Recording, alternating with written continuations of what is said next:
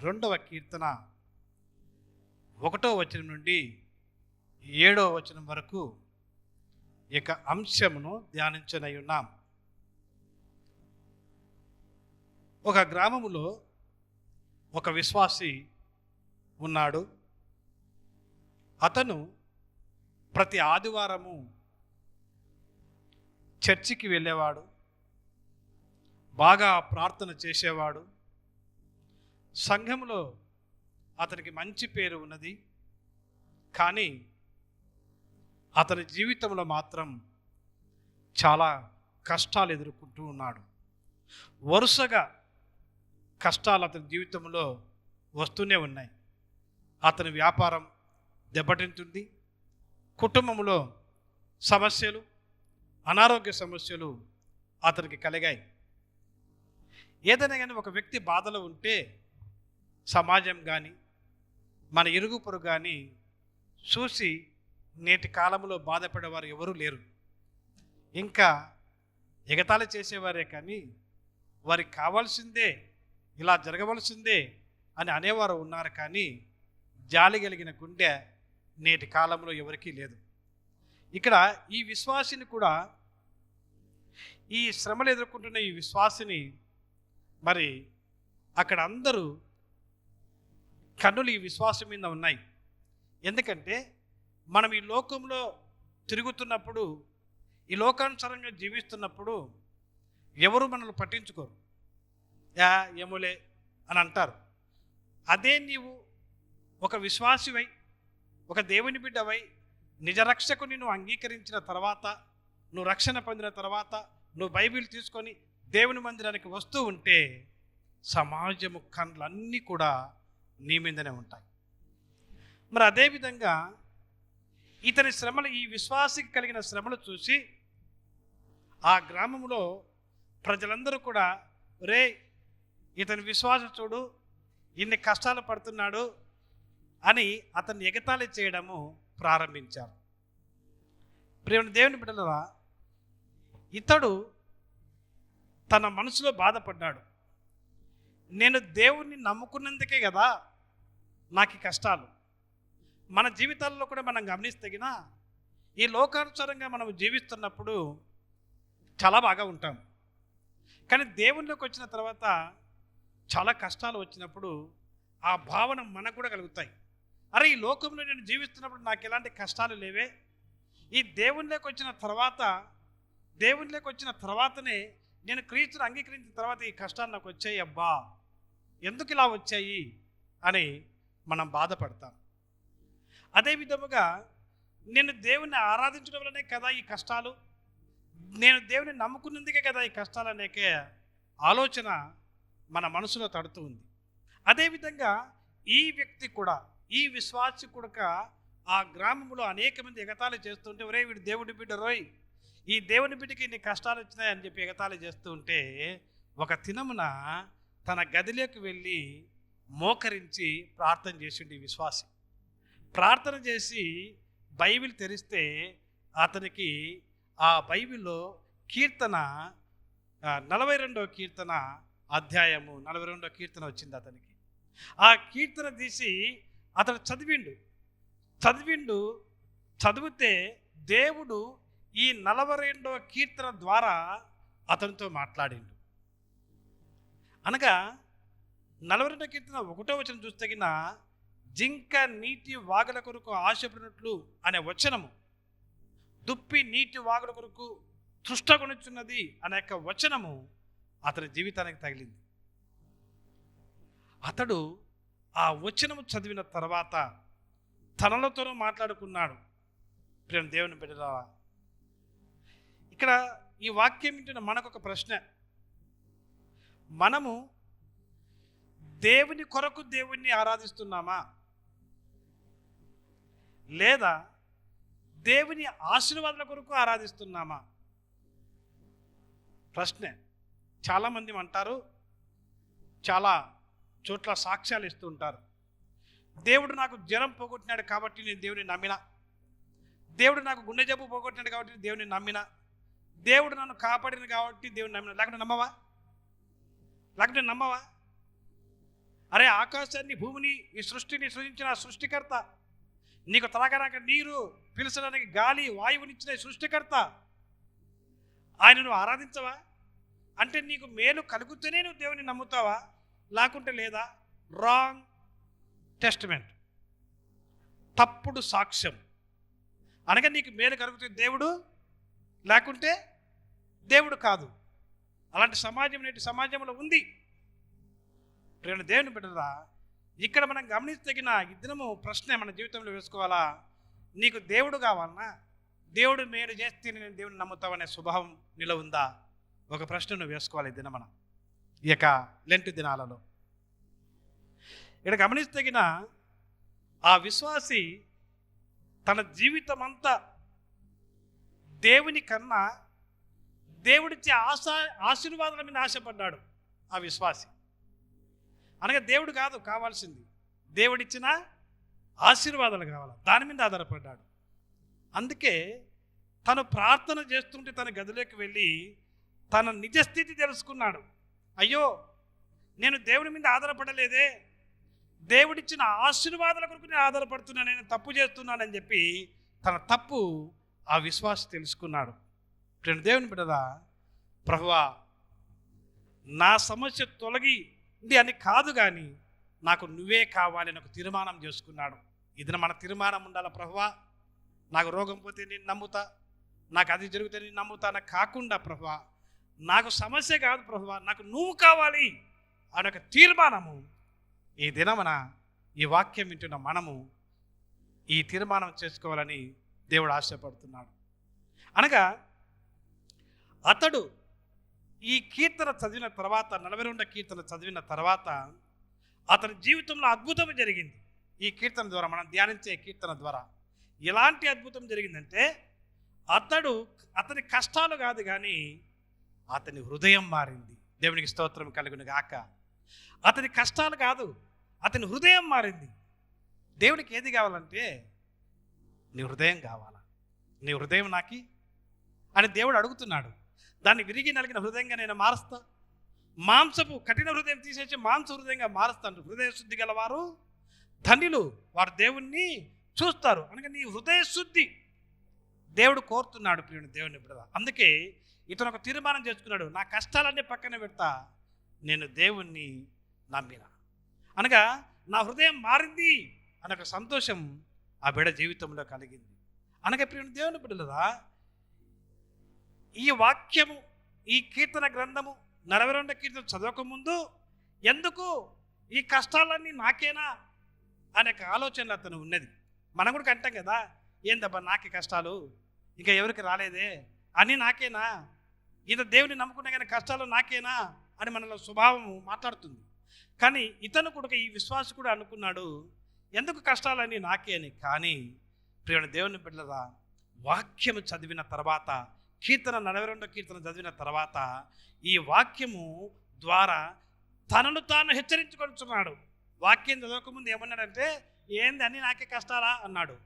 ఈ 42వ కీర్తన చదివిన తర్వాత తను మనసులో హెచ్చరించుకొనిచున్నాడు. ప్రియుని దేవుని బిడ్డ ఏమంటున్నాడంటే, నా ప్రాణమా నువ్వు ఎందుకు దిగులు పడుతున్నావు, దేవుని మీద నమ్మకం ఉంచు. తన మనసులో అనుకుంటున్నాడు, నా ప్రాణమా ఎందుకు ఈ కష్టాలను చూసి, దుఃఖాలను చూసి దిగులు పడుతున్నావు, మరి దేవుని యందు నమ్మిక ఉంచు.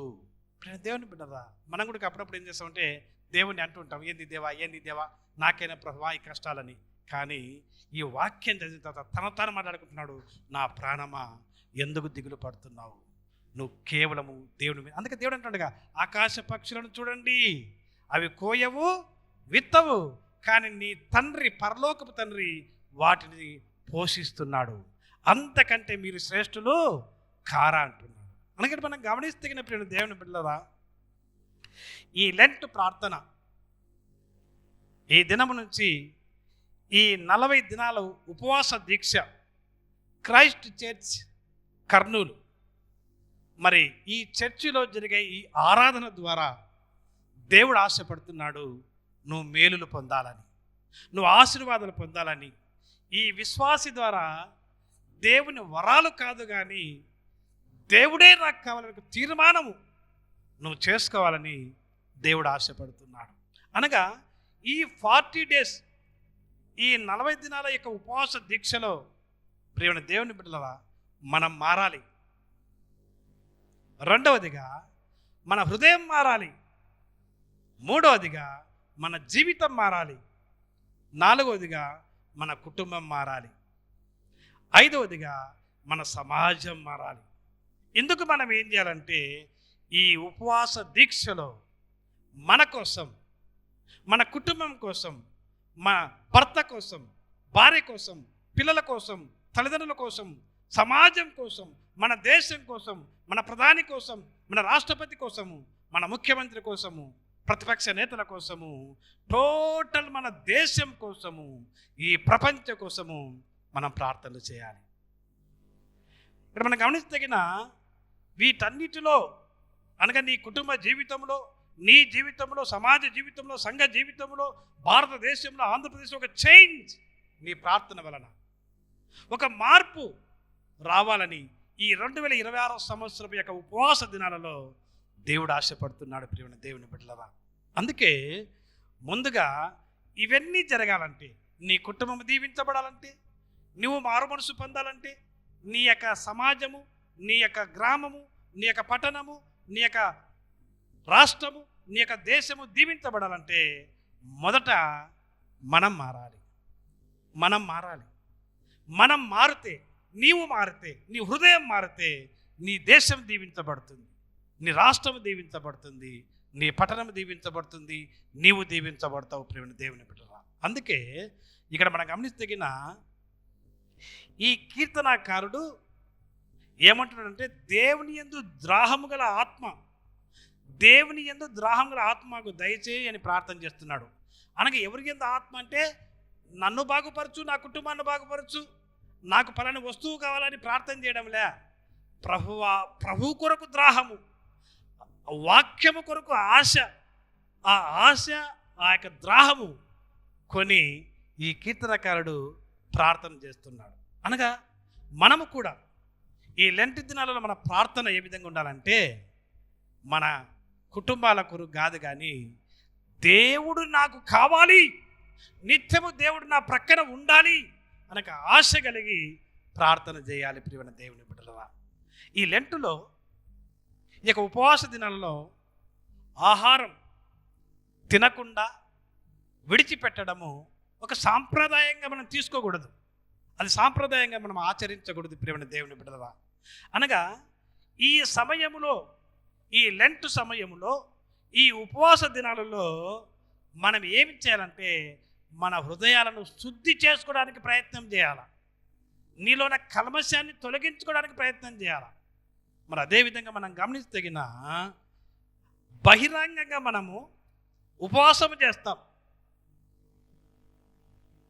బహిరంగంగా మనము ప్రార్థనలు చేస్తాం, కానీ దేవుడును ఏ విధంగా ఈ ఉపవాసము చేసినా, ఏ విధంగానూ ప్రార్థన చేసినా ఆయన నీలో గంభీరత్వాన్ని చూడడు. కానీ ఆ దేవాది దేవుడు ఈ ఉపవాస దినాలలో నీ హృదయాన్ని చూడాలని ఆశపడుతున్నాడు. ప్రియమైన దేవుని బిడ్డలారా, నీ హృదయాన్ని చూస్తాడు ఆయన, నిన్ను చూడడు, ఆయన నీ హృదయము చూస్తాడు. ప్రియమైన దేవుని బిడ్డలారా, అందుకే కీర్తనకారుడు ఈ 42వ కీర్తనకారుడు ఎందుకు ఈ కీర్తన రాశాడు, అసలు ఎవరు రాశారు ఈ కీర్తన అంటే కోరాహు కుమారులు రాశారు ఈ కీర్తన. కానీ ఎందుకు ఈ కీర్తన రాశాడు? ఒక మాట మాట్లాడినామంటే దానికి సందర్భం ఉంటుంది. అదేవిధంగా ప్రతి కీర్తనకు, ప్రతి మాటకు, ప్రతి అక్షరానికి ఒక సందర్భం ఉంటుంది. సందర్భం లేనిదే బైబిల్లో ఏదీ లేదు. ప్రియమైన దేవుని బిడ్డలారా, కానీ ఇక్కడ మనం గమనిస్తగిన ఈ 42వ కీర్తన ఈ కోరాహు కుమారులు ఎందుకు రాశారంటే వారు ఇది రాసిన సమయంలో వారి దేశం బానిసత్వంలో ఉంది. అనగా వారి దేశము బానిసత్వంలో ఉంది. అనగా దేవుని మందిరానికి దూరంగా ఉన్నారు వారు. ఆ కాలంలో దూరంగా బందీలుగా వారు దేవాలయానికి, దేవుని మందిరానికి, ఆ యెరూషలేముకు దూరంగా వారు ఉన్నారు. ప్రియమైన దేవుని బిడ్డ, ఆ సమయంలోనే నేను దేవుని మందిరానికి దూరంగా ఉన్నాననే బాధలో, నేను దేవుని యొక్క సన్నిధికి వెళ్ళలేకపోతున్నాననే బాధలో ఈ కీర్తన రాశాడు ప్రియమైన దేవుని బిడ్డల. కీర్తన గ్రంథము 42వ కీర్తన 6వ వచనం మనం గమనిస్తే ఏమనిందంటే, నా ప్రాణమా, నా దేవా, నా ప్రాణము నాలో కృంగి ఉన్నది. దేవుని అడుగుతున్నాడు, దేవా నా ప్రాణము నాలో కృంగి ఉన్నది దేవా. కావున యొర్దాను ప్రదేశము నుండి, హెర్మోను పర్వతం నుండి, మిస్సారు కొండ నుండి నేను నిన్ను జ్ఞాపకం చేసుకుని. యెరూషలేము నుంచి కాదు, దేవుని మందిరంలో నేను రాలేదు, నేను దూరంగా ఉన్నాను. దూరముగా ఉండి నేను నిన్ను జ్ఞాపకం చేసుకొనిచున్నాను. అనగా ఈ బానిసత్వంలో లేదా ఆ యొక్క దేశం మీద మరి ఇతర రాజులు మరి దాన్ని స్వాధీనం చేసుకున్నప్పుడు వీరు బానిసగా కొనిపోతారు, పరారైతారు వీళ్ళు అక్కడి నుంచి. ఆ సందర్భంలో యెరూషలేముకి నేను దూరంగా ఉన్నానే, దేవుని మందిరానికి నేను దూరంగా ఉన్నానే అని ఆ దుఃఖంలో, ఆ బాధలో నేను నిన్ను జ్ఞాపకం చేసుకొనిచున్నానని చెప్పి ఈ కీర్తనకారుడు ప్రియమైన దేవుని బిడ్డల రాస్తాడు. అనగా యెరూషలేముకి నేను దూరంగా ఉన్నాను దేవా, నీ సన్నిధిలో నేను ఆరాధించలేకపోతున్నాను అనే బాధ వ్యక్తపరిచాను. మనమైతే ఏం చేస్తామంటే ప్రియమైన దేవుని బిడ్డలా, ఒక టైంపాస్గా చాలామంది ఈ సంఘాన్ని తీసుకుంటారు. కానీ ఈ కోరాహు కుమారుడు టైంపాస్గా కాదు, ఆత్మీయంగా సంఘాన్ని తీసుకుంటున్నారు. వారు బాధపడుతున్నారు ప్రియమైన దేవుని బిడ్డలరా, తృష్టగా ఉంటున్నారు వాళ్ళు దేవుని మందిరం ఎడల. ఇతర వాక్యం వింటున్న నీకు దేవుని మందిరం ఎడల నీకు ఎలాంటి ఆశ ఉంది? దేవుని ఎడల నీకు ఎలాంటి ఆశ ఉంది? ఈ కీర్తనకారుడు అంటున్నాడు, దూరం నుండి ప్రభువా యెరూషలేముకు నేను రాలేకపోతున్నాను, ప్రభువా నీ సన్నిధిలో నేను ఆరాధించలేకపోతే నాకు దుఃఖము వెల్లడిపరుస్తున్నాడు ప్రియమైన దేవుని బిడ్డలరా. అందుకే ఈ కీర్తనను మనం గమనిస్తే 3 రకాల భావనలు, 3 రకాల ఆలోచనలతో ఈ కీర్తనకారుడు ఈ 42వ కీర్తన రాశాడు ప్రియమైన దేవుని బిడ్డలరా. ఏంటంటే, మొదటిగా దేవుని కొరకు ద్రాహం కొనియున్నాను అని రాసిండు ప్రియమైన దేవుని బిడ్డలరా. అనగా దేవుని సన్నిధి నేను కోల్పోతున్నాను, నాకు దేవుని సన్నిధికి రావడానికి నాకు కావడం లేదు. మన డిసి బాబు గారు, మేఘల రాజేంద్ర బాబు చెప్పారు, ఫారిన్ నుండి కూడా ఇతర దేశాల నుండి మన లైవ్ చూస్తున్నారు. మన క్రైస్ట్ చర్చి కర్నూలు యొక్క లైవ్ ఇతర దేశాల నుంచి చూస్తున్నారు. వారు మేము రాలేకపోతున్నామని చెప్పి అక్కడి నుంచే లైవ్ చూస్తున్నారు మన ఆరాధనను వారు. ఇంకా కొంతమంది అయితే విజయవాడ నుంచి కర్నూలుకు వచ్చి క్రైస్ట్ చర్చి ఆరాధనలో పాల్గొని వారు పోతున్నారు. అంటే తృష్టగుని ఉన్నారు వారు, దేవుని ఎడల ఆశగుని ఉన్నారు ప్రియమైన దేవుని బిడ్డలారా. అలాంటి ఆశ ఈ వాక్యం మనకు ఉందా? ఉంటే దేవునికి స్తోత్రం, లేకుంటే ఈ కీర్తనకారుని వలె మనం ఆశగుణాలని దేవుడు ఆశపడుతున్నాడు. కీర్తన గ్రంథం 42:1 చూస్తే అంటున్నాడు, దుప్పి నీటి వాగుల కొరకు ఆశపడుతున్నట్లు దేవా నీ కొరకు నా ప్రాణము ఆశపడు. దుప్పి నీటి వాగుల కొరకు ఆశపడినట్లు అంటున్నాడు. రెండో వచనము, నా ప్రాణము దేవుని కొరకు తృష్టకొని ఉన్నది, జీవంగల దేవుని కొరకు తృష్టకొని ఉన్నది. దేవుని సన్నిధికి నేనెప్పుడు వచ్చేదను, ఆయన సన్నిధి నేనెప్పుడు కనపడదు. వాహ, ఎంత ఆశ! ఈ కీర్తనకారునికి ఎంత ఆశ ఉందో గమనిద్దామా? చూడండి, తృష్టకొని ఉన్నాడు, దేవుని సన్నిధికి నేనెప్పుడు వచ్చేదను. ఈ యొక్క ఆశ మనకైతే అన్ని మందిరాలు ఉన్నాయి కాబట్టి మనకు అర్థం కాదు. ఎవరికైతే క్రైస్తవత్వం లేదో, ఎవరికైతే మందిరాలు ఉండవో వారికి బాధ తెలుస్తుంది. మనకైతే ఇప్పుడు అడుగడుగున మందిరాలు ఉన్నాయి కాబట్టి మనకు అర్థం కావడం లే. దాన్ని ఒక దినము గడ్డు కాలం వచ్చినప్పుడు తెలుస్తుంది. నేను దేని బిడ్డరా, ఆ కాలంలో ప్రజలు ఆరాధనలు, మందిరాలు లేక చెరువుల కట్టు మీద, నదుల ప్రక్కన వాళ్ళు ఆరాధనలు చేసుకున్నారు, ఎక్కడెక్కడో ఆరాధన చేసుకున్నారు. ఇప్పుడు కూడా మీరు గమనిస్తే బాంబేలో గమనిస్తే కొన్ని హోటళ్ళు 3 గంటలకు 2 గంటలకు అద్దెకు తీసుకొని ఆ హోటల్ అన్ని పక్కన పెడితే అక్కడ ఆరాధన జరుపుతారు. అలాంటి స్థితి బాంబేలో ఇప్పుడు కూడా ఉన్నది ప్రియమైన దేవుని బిడ్డరా. 2-3 గంటలకు బాడగకు ఇల్లు తీసుకుంటారు రెంట్కు అలా. కానీ దేవుడు మనకింత సుందరమైన మందిరాన్ని ఇచ్చాడు. మరి ఆరాధనలు అడుగడుగున మనం చేసుకున్నానికి దేవుడు ఒక గొప్ప అవకాశము మనకిచ్చాడు. అదే ఈ కీర్తనకారుడు మరి యెరూషలేముకు దూరంగా ఉండి దేవుని సన్నిధి గడపలేక మరి ప్రియమైన దేవుని బిడ్డలా అంటున్నాడు, దేవుని సన్నిధికి నేను ఎప్పుడు వచ్చేదను. ఆయన సన్నిధి నేను ఎప్పుడు కనబడేదను అనగా దిగులుతో ఈ కీర్తన రాస్తున్నాడు, బాధతో ఈ కీర్తన రాస్తున్నాడు, దుఃఖముతో ఈ కీర్తన రాస్తున్నాడు. రెండోదిగా మనం గమనిస్తగిన ఆత్మీయ దిగులుతో రాస్తున్నాడు ఈ కీర్తన. 42వ కీర్తన ఎందుకు రాస్తున్నంటే ఆత్మీయ దిగులు. దిగులు అంటే రకరకాలు ఉంటాయి. కొడుకు మీద దిగులు, తల్లి మీద దిగులు, తండ్రి మీద దిగులు కదా, రకరకాల వాళ్ళ మీద దిగులు పెట్టుకొని మరి బాధపడుతుంటాం కదా. అరే వీనికంత వాళ్ళ అమ్మ దిగులు పడిందిరా, అందుకే వీడింత నిరసించిపోతున్నాడు. వీని భార్య దిగులు పడిందిరా, కొంతమందికి భార్య దిగులు, భార్య లేకుంటే దిగులు పడుతుంటాడు, భర్త లేకుంటే దిగులు పడతారు, ఆ దిగులు. కానీ ఇతనికి దేవుని మీద దిగులు, దేవుని మీద దిగులు పడి రాస్తున్నాడు. నేను దేవాలయానికి దూరంగా ఉన్న బాధతో ఈ కీర్తన రాస్తున్నాడు. ఇతని బాధను చూసి అందరు ఎగతాళి చేస్తున్నారు, తిక్కోడరా అని చెప్పి. ఆ గ్రామంలో అందరూ కూడా ఎగతాళి చేస్తున్నారు. ఆ ప్రాంతంలో ఉన్న వారు అందరూ ఎగతాళి చేశారు. నోవాహు కూడా ఓడ కడుతున్నప్పుడు ఎగతాళి చేశారు. నోవాహు చెప్పాడు, నేను రాకడ రాబోతుంది, దేవుడు చెప్పిండు ఓడ కట్టమని. తిక్కోడి, ఈ ఎడారి ప్రాంతంలో నువ్వు ఓడ కడుతున్నావు, ఇక్కడ నీళ్ళు లేవు, ఏం లేవు, తిక్కోడు రోయ్ అన్నారు. కానీ ఒక దినము దేవుని ఉగ్రత వచ్చింది, అందరూ వెళ్ళిపోయారు. దేవుని మాట విన్నవాడు, వారి కుటుంబం మాత్రమే రక్షింపబడింది. ప్రియమైన దేవుని బిడ్డలారా, అందుకని మనం గమనిస్తగిన ఇతను కూడా దేవుడు తనకు ఆదరణ ఇచ్చిన తర్వాత తను ప్రోత్సహించుకుంటున్నాడు.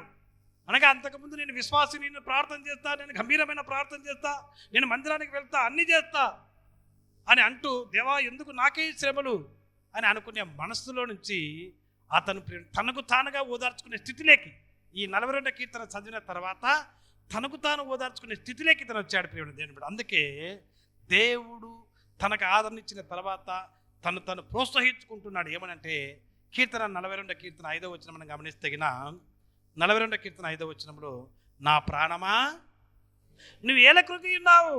అంతకుముందు దిగులు పడ్డాడు, ఇప్పుడు తన ప్రాణంతో మాట్లాడుతున్నాడు, తన యొక్క హృదయంతో మాట్లాడుతున్నాడు, తనకు తానే మాట్లాడుకుంటున్నాడు. నా ప్రాణమా నువ్వు ఎలా కృంగి ఉన్నావు, నాలో నీవేలా తొందరపడుతున్నావు, దేవుని యందు నిరీక్ష. దేవునికి స్తోత్రం కలుగును గాక. ఎందుకు నీవే బాధపడుతున్నావు? దేవుని నిరీక్షణ ఉంచుము, ఆయనే నా రక్షణ కర్త నీవు, నా దేవుడి నీవు చెప్పుకొనుచు ఇకను నేను ఆయనను స్తుతిస్తా. నేను ఇంకా ఎక్కువ స్తుతిస్తా ఆయనను, ఎందుకంటే ఆయన నా రక్షణకర్త, ఆయన నా నిరీక్షణ అని నేను స్తుతిస్తా అని చెప్పి ఎవరితోనే కాదు, తన మనసులో తానే చెప్పుకుంటున్నాడు. ప్రియమైన దేవుని బిడ్డ, అందుకే ఈ ఆరాధనకు వచ్చిన మనం ఈ లెంట్ డేసులు లేదా ఇక ఉపవాస దీక్ష మనము చేస్తున్న మనము ఇక 40 days నేను నిష్ఠగా ఉండాలి, దేవునిలో ఉండాలి అని అనుకుంటున్న మనము, నేను ప్రార్థన గడపాలి అనుకుంటున్న మనము, నేను వాక్యం చదవాలి అని అనుకుంటున్న మనము, దేవుని బిడ్డలారా ఒక ప్రశ్న వేసుకుందాం. ఏమిటంటే దేవుని మీద నీకు నిజమైన దాహం ఉందా? దేవుడు అంటే నీకు తృష్ట ఉందా? లేదా ఆచార క్రైస్తవునిగా ఈ యొక్క ఉపవాస దినాలు ఆచరించాలి అని నువ్వు అనుకుంటున్నావా? ప్రశ్న మరలా చెప్తున్నాను, నిజముగా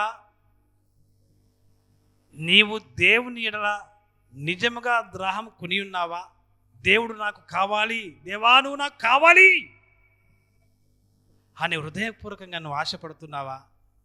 లేదా ఆచారబద్ధంగా ఆచార క్రైస్తవునిగా నువ్వు యొక్క ఉపవాస దీక్ష చేస్తున్నావా? ఒక ప్రశ్న నీ జీవితంలో వేసుకోవాలి.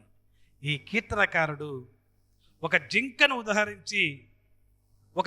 ఉదహరించి మాట్లాడుతున్నాడు. ఇలాంటివి చాలా ఉన్నాయి బైబిల్లో. జంతువులను ఉదహరించి వారి స్వభావాన్ని ఉదహరించి మరి అనేకమైన ఉదాహరణలు బైబిల్లో మనం చూడగలం. ఇక్కడ ఈ 42వ కీర్తనలో ఈ కీర్తనకారుడు ఒక దుప్పిని లేదా ఒక జింకను ఉదహరించి ఇక మాట్లాడుతున్న మాటను మనం గమనిస్తున్నాము. 42వ కీర్తన 1వ వచనంలో, దుప్పి నీటి వాగుల కొరకు ఆశపడినట్లు దేవా నీ కొరకు నా ప్రాణము ఆశపడుతుంది. దుప్పిని గురించి మాట్లాడుతున్నాడు ఇక్కడ. ఇంకా దుప్పి యొక్క స్వభావం ఏంది? దుప్పి గురించి మనం గమనిస్తగిన ప్రియమైన దేవుని బిడ్డలారా, ఇక దుప్పి ఎడారి ప్రాంతంలో, ఎడారి ప్రాంతం అంటే మనం ఎక్కడ ఏం చూస్తామంటే పచ్చ పచ్చవి చూస్తాం. మనం పోయి టూరిస్టులకు పోయి ఆ సుందరమైన ప్రదేశాలు చూసి వస్తాం. ఎడారికి పోతారు ఎవరన్నా? పోరు. ఎడారిలో పోతే ఏముంటుంది? రాజస్థాన్ ఉంది. ఈ రాజస్థాన్లో ఏముంటుందంటే ఇసుక ఉంటుంది. నేను వెళ్ళి వచ్చే రాజస్థాన్ దిబ్బలు ఉంటాయి, ఇసుకలు. గాలి వచ్చి దిబ్బలు కొట్టుకుపోయి ఇంకోసారి దిబ్బ ఏర్పడుతుంది. అనగా ఈ రాజస్థాన్ ఏరియాలో జింకలు, రాజస్థాన్ కాదు ఎడారిలలో జింకలు. ఈ జింకలు ఏం చేస్తాయంటే ఎక్కువ నీరు తక్కువ, ఎడారిలలో నీరు తక్కువ కాబట్టి ఈ యొక్క ప్రాణులు ఏం చేస్తాయంటే మనమైనా కానీ ఎడారులు ఉంటే నీళ్ళ కోసం చూస్తాం. నీళ్ళ కోసం చూసినప్పుడు మనకి ఏం కనపడతాయంటే దూరముగా బాగా చెలయేర్లు ఉన్నట్టుగా కనపడుతుంది మనకు ఎండలకాలం. ఈ ఎండలకాలము ఎడారిలలో ఎట్లా ఉంటుందంటే ఈ యొక్క ఎండమావులు అంటారు దాన్ని. ఎండమావులు కనపడతాయి. ఎండమావులు అంటే మనకి చూస్తే మన కంటి చూపు మేరకు అక్కడ నీళ్లు దండిగా ఉన్నట్లు, ఒక చెరువు ఉన్నట్టు మనకు కనపడుతుంది. మనం ఏం చేస్తుంటే ఆశతో నీళ్లు తాగడానికి అక్కడ వెళ్ళినామనుకోండి, అక్కడ ఏముంటుంది? ఏముండదు, నీళ్ళు ఉండవు. మళ్ళీ చూస్తే ఇంకా కొద్ది దూరంలో నీళ్ళు ఉన్నట్టు కనపడతాయి. మళ్ళీ అక్కడికి వెళ్తే అవి ఎండమావులే కానీ నీళ్లు కావు ప్రియుని దేవుని బిడ్డరా. అందుకే ఈ జింకలు కూడా ప్రియుని దేవుని బిడ్డరా నీటి వాగుల కొరకు ఆశపడినట్లు, అనగా దూరం నుంచి చూస్తే ఎండాకాలము నీళ్లు కనపెట్టుంటాయి. అవి పరిగెత్తుతూ ఆ ఎండమావుల కాడికి వెళ్తాయి. ఆడ నీళ్లు లేకపోయేటకల్లా మళ్ళా ఇట్లా చూస్తాయి. మళ్ళా దూరంగా చూస్తే ఎండమావులు కనపడతాయి నీళ్ళు ఉన్నట్లు. మళ్ళా పరిగెడుతుంది. పరిగెత్తి కొన్ని జింకలు అలసిపోతాయి. కొన్ని జింకలు ప్రాణం పోగొట్టుకుంటాయి. అలాగ పరిగెత్తి నీరు తప్పికొని మరి పరిగెత్తలేక చనిపోతాయి కొన్ని జింకలు. నీటి మావులు అంటారు తను. అనగా ఈ యొక్క భక్తుడు అంటున్నాడు ప్రియుని దేవుని బిడ్డలారా, అనగా ఈ జింక ఏ విధంగా ఎండమావులను చూసి భ్రమపడి అవి నీరు అనుకొని తాను పరిగెత్తుతూ ఉంటుందో, పరిగెత్తి అలసి చివరికి ప్రాణాలు కూడా పెడుతుందో, మానవుని జీవితం కూడా అంతే ప్రియుని దేవుని బిడ్డలారా. మానవుని జీవితం కూడా అంతే. అనగా ఆత్మీయత లేకుంటే గిన మనం బలహీనమైతాం ప్రియుని దేవుని బిడ్డలారా. అందుకే ఈ కీర్తనకారుని యొక్క ఆలోచన ఏమిటంటే, దేవుడు లేకుంటే నేను బ్రతకలేను. నీరు లేకుంటే మనం బ్రతకలేము. నీరు లేకుండానే ఆ ఎండమావులను చూసి ఆ జింక చనిపోతుంది. అదేవిధంగా మన జీవితాల్లో కూడా దేవుడు లేకుంటే మనం బ్రతకలేం. ఒక దినము మా అమ్మని తీసుకొని హాస్పిటల్కి వెళ్ళా. హార్ట్ పేషెంట్ మా అమ్మ. మాకన్నా ముందు ఒక పేషెంట్ ఉన్నాడు డాక్టర్ దగ్గర. ఆ డాక్టర్ దగ్గర పేషెంట్ మాట్లాడుతున్నాడు. డాక్టర్ ఆ పేషెంట్ మాట్లాడుతున్నారు. నేను, మన గురువులమ్మ, మా అమ్మ కూర్చున్నామన్న డాక్టర్ దగ్గరని. ఆ పేషెంట్తో డాక్టర్ అంటున్నాడు, అయ్యా నీకు ఇవ్వవలసిన ట్రీట్మెంట్ అంతా ఇచ్చినా, ఇక ఏమి లేదు నీకు ట్రీట్మెంట్ ఇవ్వడం. ఇప్పుడు నువ్వు కేవలము ఏ దేవుడిని అయితే నువ్వు ఆరాధిస్తున్నావో ఆ దేవుణ్ణి ఆ మీద ఆధారపడు. మెడిటేషన్, నీ దేవుని ధ్యానించుకో, అంతే. అనగా ఈ డాక్టర్లు కూడా లాస్ట్కి ఏం చేస్తారు? చేతులు ఎత్తేస్తారు. నంద్యాల హాస్పిటల్లో చూపిస్తే, అరే ఇది ఇడ కాదు, కర్నూలుకు వండి అంటారు. కర్నూలు హాస్పిటల్లో చూస్తే ఇది ఇడ కాదు, హైదరాబాద్ వండి అంటాడు. హైదరాబాద్లో చూపిస్తే ఇది ఇంకా పూనానో ఢిల్లీలో వెళ్ళాలా అంటారు. అనగా చేతులు ఎత్తేస్తారు, మాదేమీ లేదు, అంతా అయిపోయిందని. అందుకే ఇక్కడ అంటున్నాడు, ఈ భక్తుడు అంటున్నాడు, దేవుడు లేకుంటే, నీరు లేకుంటే ఆ జింక నీటి వావుల మీద ఆధారపడి ఏ విధంగా చనిపోతుందో, నీరు వాక్యానికి సాదృశ్యం, వాక్యము దేవునికి సాదృశ్యం. దేవుడు లేకుంటే గినా నేను బ్రతకలేను. కానీ దేవుని కొరకు దేవుని బిడ్డలారా, మరి ఆ నీటి కొరకు జింక ఏ విధంగా ఆశపడుతుందో, నేను కూడా అదే విధముగా దేవుని మందిరానికి దూరంగా ఉన్నాను కాబట్టి, దేవుని సన్నిధికి దూరంగా ఉన్నాను కాబట్టి, దేవుని మందిరం నేను ఆరాధించలేకపోతున్నాను కాబట్టి ఆశ కొని ఉన్నాను, తృప్తి కొని ఉన్నాను అంటున్నాడు ప్రియమైన దేవుని బిడ్డలారా. అందుకే ఈ లెంట్ ప్రార్థనలు మనకు ఏ విధంగా ఉపయోగపడతాయంటే, ఈ లెంట్ ప్రార్థనలు, ఈ ఉపవాసం వలన మన శరీరం తగ్గుతుంది. డాక్టర్స్ యొక్క మరి సూచనల ప్రకారం కూడా ఉపవాసం అనేది ఆరోగ్యానికి మంచిది. అంతేకాదు కానీ ఉపవాసం ఎవరు ఉండాలా అంటే, ఒక పాస్టర్గా మా బాధ్యత ఏంటంటే ఉపవాసం గురించి తెలియజెప్పాలి. ఎవరంటే వాళ్ళు ఉపవాసం ఉండడానికి లేదు. ఒకవేళ నీకు హెల్త్ బాగలేకుంటే ఉపవాసము అవసరము లేదు. ఒక దైవసేవకుడు చెప్పిండు, నా కొరకు సంఘమంతా ఉపవాసం ఉండండి అని ఆ దైవసేవకుడు ప్రకటించేంటి మా ఊర్లోనే ప్రకటించింటే పాపం ఒక ముస్లాం ఉపవాసం ఉన్నాను. అందుకే దైవసేవకులు జాగ్రత్త, సంఘాన్ని సక్రమంగా నడిపించాలి, ఉన్నది ఉన్నట్లుగా బోధించాలి, లేనిది ఉన్నట్లుగా బోధించకూడదు. ఉపవాసం ఎవరు ఉండాలి, ఈ ఉపవాసము ఎవరు ఉండకూడదు అనేది సంఘానికి తెలియపరచాలి. అనారోగ్యంగా ఉన్న వాళ్ళు ఉపవాసం అక్కరలేదు. వృద్ధాప్యం వచ్చిన వారు, ఎక్కువ వయసు ఉన్నవారు ఉపవాసం అవసరం లేదు. నీ శక్తి, నీ యొక్క శరీరము ఉపవాసం తట్టుకుంటుంది అని అంటే నువ్వు ఉపవాసం ఉండొచ్చు ప్రియమైన దేవుని బిడ్డలారా. అందుకే మనం గమనిస్తగిన ఆ దైవసేవకుడు చెప్పినప్పుడు సంఘము నా కొరకు ఉపవాసం ఉండండి అని ఆ దైవసేవకుడు చెప్పినప్పుడు అందరూ ఉపవాసం ఉన్నారు. వారితో పాటు ఒక ముసలామె, పాపం ఆమె అనాథ, ఎవరు లేరు, దిక్కు లేదు, దిశ లేదు, కొడుకులు లేరు, బిడ్డలు లేరు. ఆమె ఉపవాసం ఉన్న తల్లి ఆ సేవకుని కోసం, ఆ సంఘం కోసం ఉపవాసం ఉన్నది.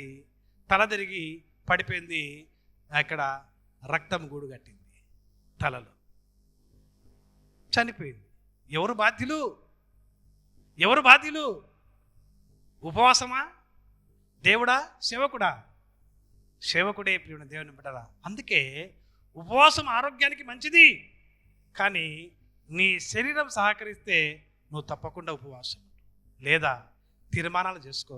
ఈ 40 రోజులు నేను బైబిల్ చదువుతా ప్రభువా, ఈ 40 రోజులు నేను ప్రార్థన చేస్తా ప్రభువా, ఈ 40 రోజులు నేను ప్రభా దీక్ష ఉంటూ నేను ఇక ఎక్కువ అమౌంట్ పెట్టి ఫుడ్ తినను ప్రభువా, ఆ అమౌంట్ నేను బీదలకు ఇస్తాను ప్రభువానికి తీర్మానం చేసుకోవచ్చు ప్రియమైన దేవుని బిడ్డరా. అందుకని మనం గమనిస్తగిన దేవుని మీద ఆధారపడే విధముగా మనము ఉపవాసం ఉండాలి. ఈ ఉపవాసం నేర్పిస్తుంది మనల్ని దేవుని మీద ఆధారపడే విధంగా.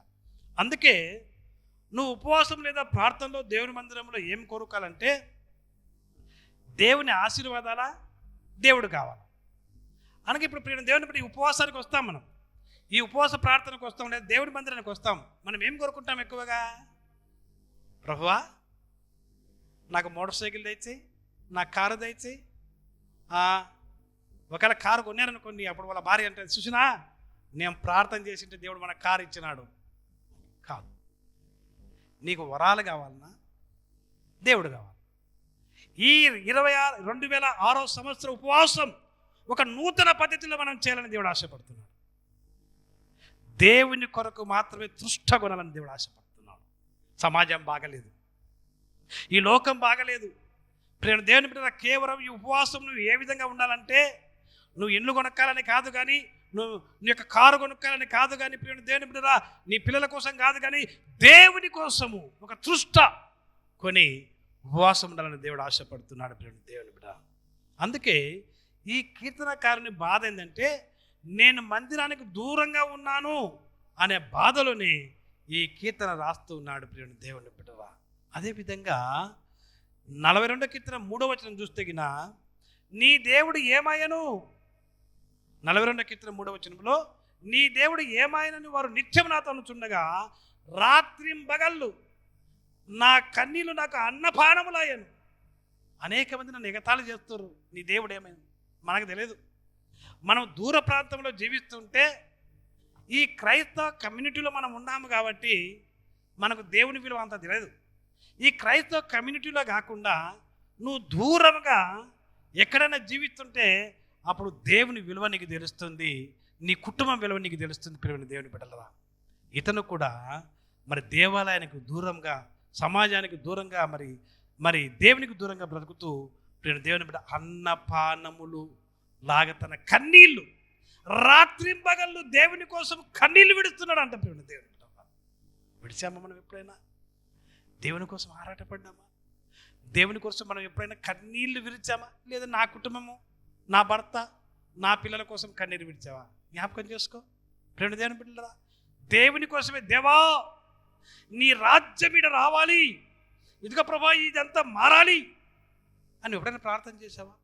ఫ్రాన్సిస్ అనే ఒక భక్తుడు, నేను ఉపవాసం ఉండాలా యేసుక్రీస్తు ప్రభులాగా, అని ఒక్క రొట్టె తీసుకొని ఒక దీవికి వెళ్ళాడంట. ఒక దీవికి, దీవి అంటే అన్నమన్నలాగా ఉంటాయి కదా, అన్నమన్నలాగా దీవి. ఇంకా మనుషులు ఉండరు అక్కడ. ఆ దీవిలో ఎవరు మనుషులు, జంతువులు ఉంటాయి, అవి ఉంటాయి. ఆ దీవికి వెళ్ళి నేను ప్రార్థన చేయాలని చెప్పి ఒక తీర్మానం చేసుకొని ఆ భక్తుడు, ఫ్రాన్సిస్ అన్న భక్తుడు వెళ్ళాడంట. వెళ్ళి ఒక్క రొట్టె ముక్క తీసుకొని 40 దినాలు ఉపవాసంతో దేవుని ప్రార్థన చేశాడంట. ఏం ఫలితం? దీవికి వెళ్ళి వచ్చిన తర్వాత ఏం ఫలితం? అతనికి ఏం ఫలితం రాలే, అతని జీవితం ఏం మారలే. కానీ కొన్ని సంవత్సరాల తర్వాత ఆ దీవి క్రైస్తవ పట్టణం అయిపోయిందంట. దేవునికి స్తోత్రం కలుగును గాక. అనగా కొన్ని ఏళ్ళ తర్వాత చేసిన ప్రార్థన అది ఫలించింది. ప్రియమైన దేవుని బిడ్డరా, ఈ దినాలలో నువ్వు చేసే ప్రార్థన నీ పిల్లలకు, నీ పట్టణానికి, నీ దేశానికి అది ఆశీర్వాదకరంగా ఉండాలి. ప్రియమైన దేవుని బిడ్డరా, అందుకే ఇక్కడ మనం గమనిస్తే దేవుని బిడ్డ, నా కన్నీళ్ళు రాత్రి పగలు కన్నీరు విడిచొచ్చు ప్రార్థన చేస్తున్నాను. ప్రభా, నీ సన్నిధి నేను చూడాలని, నీ మందిరానికి నేను రావాలని, నిన్ను చూడాలని, నిన్ను ఆరాధించాలని ఒక తృష్టకొని ఉన్నాడు. ఈ వాక్యం వింటున్న మనం అలాంటి తృష్టకని ఉన్నామా? దేవుని మందిరం అంటే, దేవుడు అంటే తృష్టగని ఉండాలని దేవుడు ఆశపడుతున్నాడు. అందుకని మనం గమనిస్తగిన ఈ 40 దినాల దీక్షలో మనం ఏం చేయాలంటే, మన సమస్య ఏదైనాను కన్నీటి ప్రార్థన చేయాలి. కన్నీటి ప్రార్థన. రెండవదిగా, నువ్వు చేసిన ప్రతి పాపాన్ని ఒప్పుకోవాలి. అప్పుడే నీ ప్రార్థన దేవుని సన్నిధికి చేరుతుంది. మూడవదిగా, ఏమి దేవుడు, ఏంది వాక్యము, ఏంది ప్రసంగము అనే స్వభావంలో నుండి నువ్వు బయటకు వచ్చి నీ నిరాశను, ప్రభువా నేను తప్పు చేశాను అనే నిరాశను నువ్వు ఒప్పుకోవాలి. ప్రియుడు దేవుని బిడ్డలవా. కానీ దేవుని యందు మాత్రము ఆశ విడవకూడదు. దేవుని యందు ఈ కీర్తనకారుడు ఎలాగా దుప్పి నీటి వాగుల కొరకు ఏ విధంగా ఆశగా ఉంటుంది, అట్ట ఆశగుని ఉన్నాను నీ కొరకు దేవా అంటున్నాడో, మనము కూడా దేవుని ఎడల ఆశగుని ఉండాలా, పట్టుదల కలిగి ఉండాలా. ఈ ఉపవాసం మనకు అదే నేర్పిస్తుంది. పట్టుదల, విశ్వాసము, దేవుని మీద ఆశ, మరి మన పాపాలను ఒప్పుకొనుట, మరి కన్నీటి ప్రార్థన చేయట, ఇవన్నీ కూడా ఈ ఉపవాస దినాలలో నీకు నేర్పిస్తుంది ప్రియుడు దేవుని బిడ్డల వాక్యము. అందుకే ఈ ఉపవాస ప్రార్థన మనకు ఏమి నేర్పించిందంటే, పట్టుదల కలిగిన విశ్వాసాన్ని ఇస్తుంది మనకు ప్రియుడు దేవుని బిడ్డల. కీర్తనకారుడు 42వ కీర్తన 7వ వచనం చూస్తే ఒక మాట ఉంది. 42వ కీర్తన 7వ వచనంలో, నీ జల ప్రవాహముల ధ్వని విని కరుడును పిలుచుతుంది. మనం బైబిల్ చదువుకుంటా పోతాం, ఏందోలే మనకెందుకులే ఇవన్నీ అని బైబిల్ చదువుకుంటా పోతాం. కరుడును పిలుస్తుంది. కరుడు పిలుస్తుంది. నీ జల ప్రవాహముల ధ్వని విని కరుడును పిలుస్తుంది. అనగా నీ అలలన్నీయు, నీ తరంగములన్నీయు నా మీద పొర్లి పారి ఉన్నవి. అనగా దేవుని బిడ్డ దగ్గర మనం గమనిస్తే 8వ వచనం చూస్తే, ఆయనను పగటి వేళ యెహోవా తన కృప కలుగ ఆజ్ఞాపించును, రాత్రి వేళ ఆయన గూర్చిన కీర్తనయు నా జీవదాత అయిన దేవుని గూర్చి ప్రార్థన నాకు తోడుగా ఉండును అంటున్నాడు. కరుడును పిలుచుచున్నది అంటే అలల మీద అలలు. సముద్రం కాడికి వినారా ఎప్పుడైనా? సముద్రం దగ్గరికి ఎప్పుడైనా వినారా? సముద్రం దగ్గర ఎప్పుడైనా పోతే ఆ ఒడ్డున నిలబడండి, సముద్రం ఒడ్డున. అప్పుడు ఒక ఘోష అని ఒక ఘోష వినపడుతుంది సముద్రం ఒడ్డున. అనొచ్చిపోతుంది అలల మీద అలలు. అనగా లోతైన అలలు, ఒక అల మీద ఒక అల. అనగా దీని ఆత్మీయ భావం ఏంటంటే, కష్టం మీద కష్టం. అరే అన్ని కష్టాలు నాకే రావాలన్నా? నిన్న ఒక ఆయన అంటున్నాడు, బాబు అందరికీ ఒకరికి అన్ని కష్టాలు వచ్చాయి బాబు అన్నాడు. అనగా కష్టాల మీద మనం కూడా కనుక్కుంటుంటాం, కష్టాల మీద కష్టాలు మనకే రావాలన్నా. సమస్య పోతే ఒక సమస్య పోతే ఇంకొక సమస్య వస్తుంది, ఒక దుఃఖం పోతే ఇంకొక దుఃఖం వస్తుంది. అనగా ఈ కష్టాలు వరుసగా వచ్చినప్పుడు ప్రియుని దేవుని బిడ్డలారా, వాటితో పాటు దేవుని కృప కూడా మనకు తోడై ఉంటుందని మనం జ్ఞాపకం చేసుకోవాలి. కష్టాలు వస్తాయి, లోతైన కష్టాలు వస్తాయి, మనము తేరుకోలేని కష్టాలు వస్తాయి. అలా కష్టాలలో కూడా దేవుని కృప మనకు తోడుగా ఉంటుంది. ఈ కీర్తనకారుడు వలస బానిసత్వంలో ఉంటూ యెరూషలేం మందిరానికి యెరూషలేమునకు దూరంగా ఉంటూ దేవునిని ఆరాధించలేకపోతున్న దుఃఖంతో బాధతో ఈ కీర్తనకారుడు రాస్తున్నాడు. అలాంటి దుఃఖము, అలాంటి బాధ, ఈ దుఃఖమే కాదు, నీ జీవితంలో ఎలాంటి దుఃఖం ఉన్నా, ఎలాంటి బాధ ఉన్నా ప్రేమ దేవుని బిడ్డరా, మరి కన్నీరు విడుస్తూ ఈ ఉపవాస దినాలను నువ్వు ప్రార్థన చేస్తే కరుడు కరుడు అనగా తెలిపి దేవుని బిడ్డరా, ఇక్కడ మనం గమనిస్తుంది కరుడుని పిలుస్తున్నట్టుగా లోతైన అలల మీద అనగా ఆ ఉప్పెనలు ఏ విధంగా వస్తాయి, అలాగే నీ జీవితంలో, నీ కుటుంబ జీవితంలో ఎన్ని కష్టాలు వచ్చినను, ఎన్ని దుఃఖాలు వచ్చినను దేవుని కృప నీకు తోడుగా ఉంటుంది. ప్రేమ దేవుని బిడ్డ, ఈ 40 దినాలు ఒక తీర్మానం చేసుకుందాం. ప్రేమ దేవుని బిడ్డ, మనం ఎలా ఉండాలి, ఎలా జీవించాలి, మన నడక, మన ప్రవర్తన, మన మాట, మన తీరు, మన పద్ధతి ఏ విధంగా ఉండాలి అనేది ఒక తీర్మానము ఈ దినం మనం చేసుకొని వెళ్దాం. ప్రేమ దేవుని బిడ్డలారా, మరి ముఖ్యంగా జింక, దుప్పి నీటి వాగుల కొరకు ఆశపడినట్లుగా ఈ 2026 సంవత్సరం ఉపవాస దినాలలో నీవు దేవుని కొరకు తృష్టగొనాలని దేవుడు ఆశపడుతున్నాడు. అలాంటి కృప వాక్యమున మనకు దేవుడు దయచేయునుగాక. ప్రార్థించుదాం, తీర్మానం చేసుకుందాం. మౌనంగా మనల్ని మనం ఒక తీర్మానం చేసుకుందాం. వాక్యం విన్నాం. ఈ ఒక విశ్వాసి ఈ 42వ కీర్తన చదివిన తర్వాత దేవుడు అతనితో మాట్లాడిన విధానమును జ్ఞాపకం చేసుకున్నాం. అతడు ఈ వాక్యం చదివిన తర్వాత నాకు దేవుని వరాలు కాదు కానీ దేవుడే నాకు కావాలని ఒక తీర్మానం చేసుకున్నాడు. ప్రియ దేవుని బిడ్డలారా, అదేవిధంగా దేవుని కొరకు అతడు ఆశ ఉన్నట్లుగా మనం చూస్తున్నాం.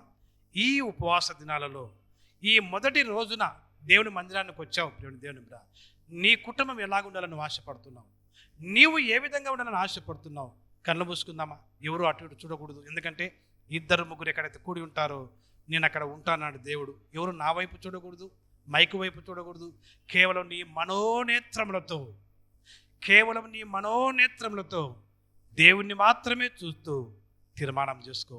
ఈ 40 డేస్ నీ నాలుక, నీ చూపు, నీ చెవులు, నీ మనసు ఏ విధంగా ఉండాలో తీర్మానం చేసుకుందాం. ప్రేమ దేవుని బిడ్డలారా.